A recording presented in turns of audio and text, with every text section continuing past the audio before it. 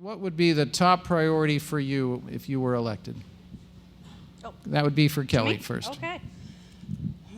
Okay, there are so many top priorities.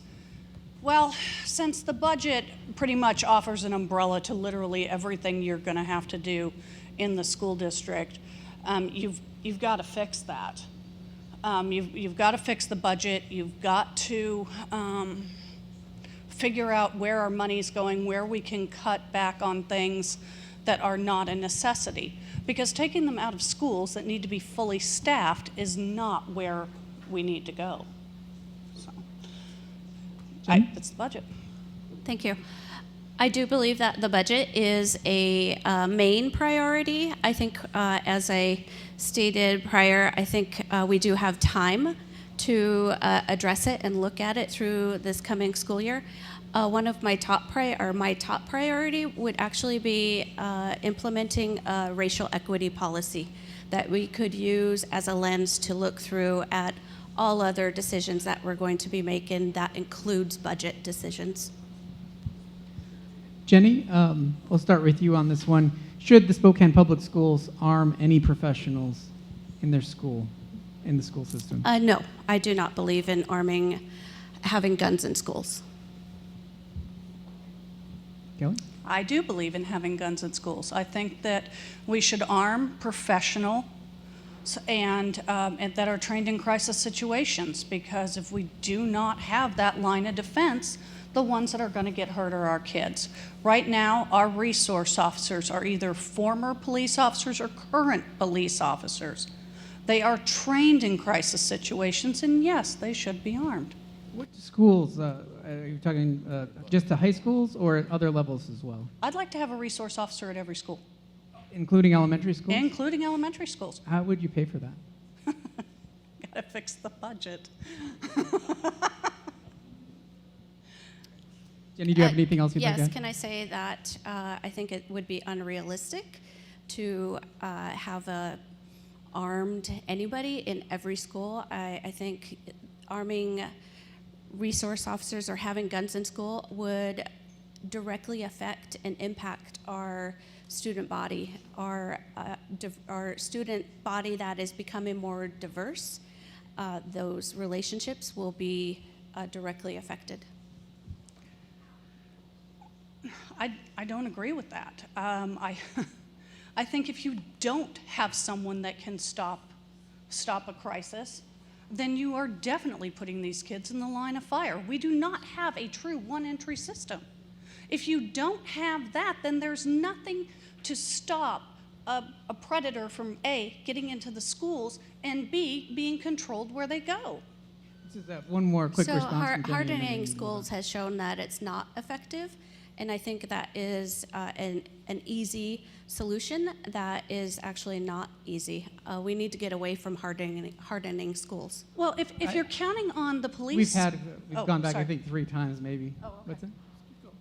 You want to keep going? All right. If you're counting on the police, the Spokane Police Department to respond to a crisis situation, you're not going to get it. At any given time, you've got 3 shift changes in the school day. There are not enough police officers to come running to a crisis situation. Right. So you want to give it 10 to 15 response, Yes, and then but yet they do. We have a great relationship. The school not district in a has time with being, the not police in a timed department. response. Next topic, Jim. All right, next topic will be just as much fun. Do you support the district's current model for 9th grade sex education? And we'll start with Kelly. You're right, just as fun. No, I don't. The propositions, the proposals for the new curriculum are hundreds of thousands of dollars.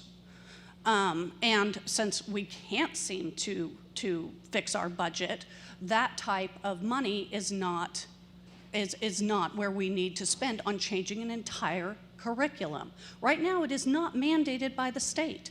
And if it is not mandated by the state, we should not spend the money. We are spending the money. The sex ed curriculum has already been approved this year. Just reinforcing it through the statewide legislature in making sure that we have consent and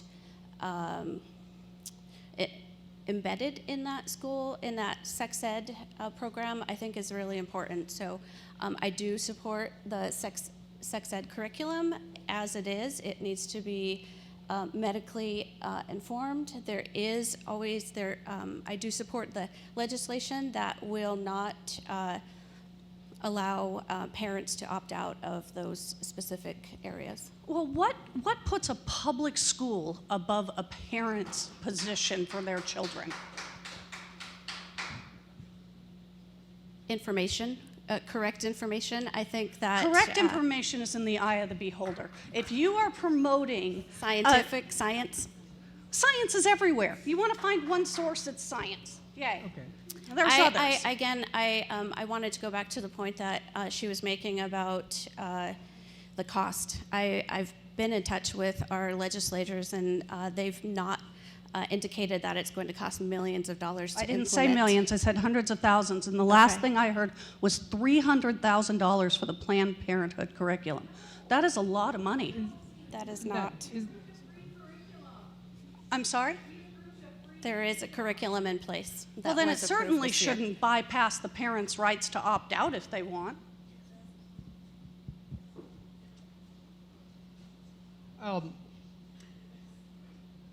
Forgot who got that last question first.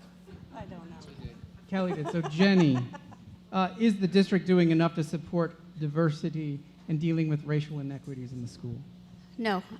We need to adopt a racial equity policy, again, that we can use as a lens to look through at all other policies. We need to continue to support our most vulnerable students that include students of color, those with disability.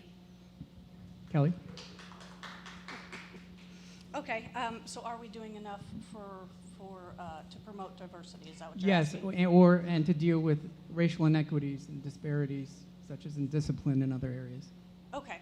I think if you actually follow the district's policies, then yes. When you have disproportionate numbers, you can look at what's actually happening in the classroom. You've got a disproportionate school.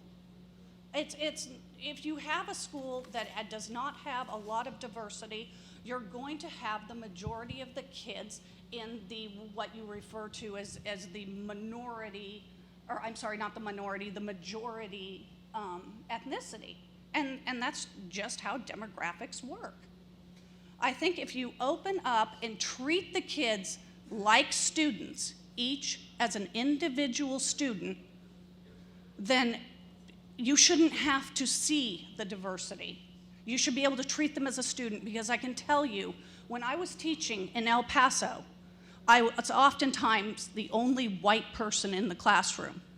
There was no racial divide because I treated them like students, because that's what they are, and that's what we need to do, to support them and know that they are capable of achieving their goals.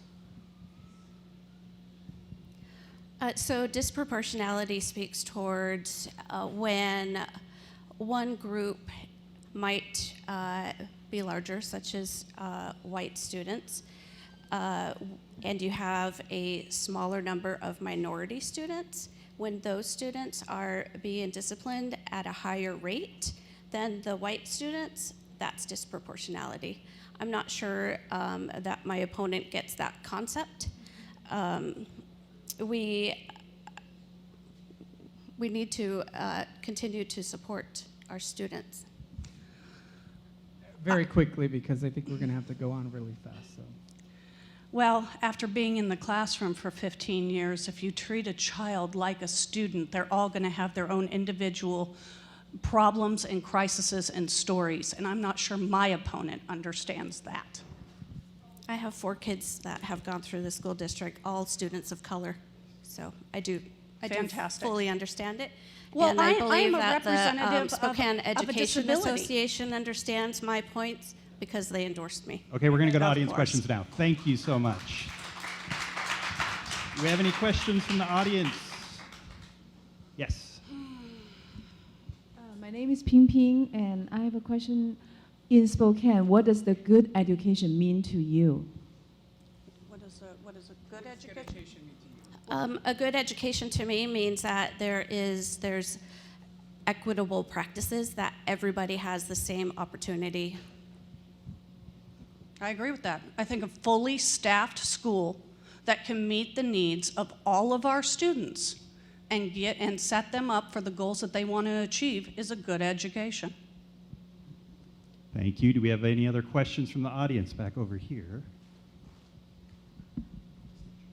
My name is Carol. My idea is that we could let high school students lead the way on preventing gun violence and cyberbullying and this type of thing.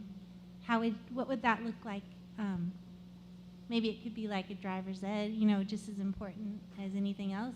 But could you think of a program that we could implement, like for that, to get it going? Not necessarily a program, but I definitely support all of our student activists. I guess I'm not quite sure what the question was. I was trying to say that it could be like a graduation requirement, civic engagement, trying to solve some of these problems that students are facing, as far as like gun violence and everything, and cyberbullying, and the things that are going on that are bad in this. Oh, so more like a community mission type requirement for graduation? I think that would be great. I think the kids actually need to see what's going on out there in the community. Yeah. So actually, now that I fully understand your question, I think there could be some curriculum around that to support their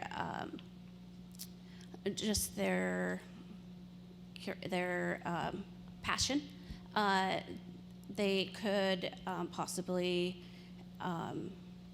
build in that public health aspect of making sure that they're aware of gun violence and stopping it. Great. We got another one right here.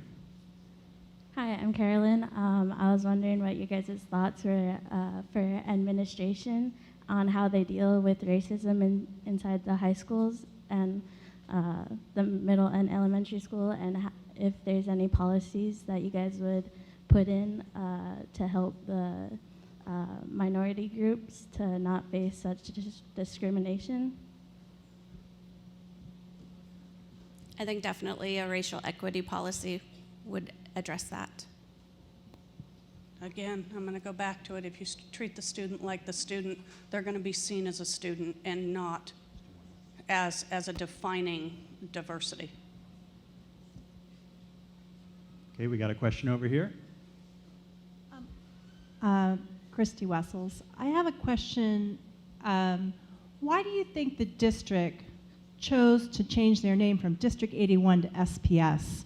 My hypothesis has to do with the OSPI report that came out on restraint and seclusion, which showed a very high percentage compared to other school districts, Tacoma and Seattle, which are at similar populations. And I feel that that was done on purpose. And what will you be doing as far as seclusion and restraint as a school board member for persons of color, and particularly for the disabled, to make sure that those numbers are going down?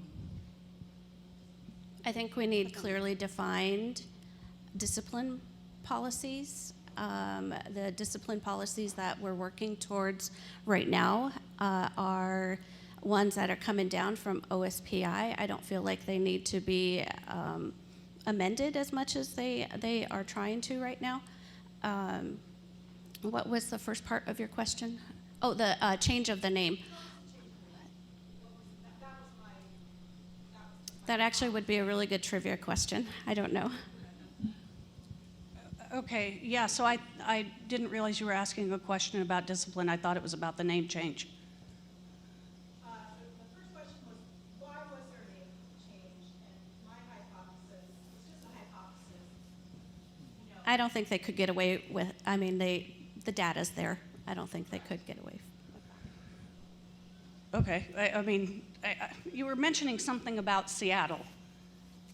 I was mentioning that our school district has a very high, when the OSPI report came out about seclusion restraint, this school district's population has a very high percentage compared to other populations similar, which is very, very low compared to District 81. Okay. And what would you be doing as a school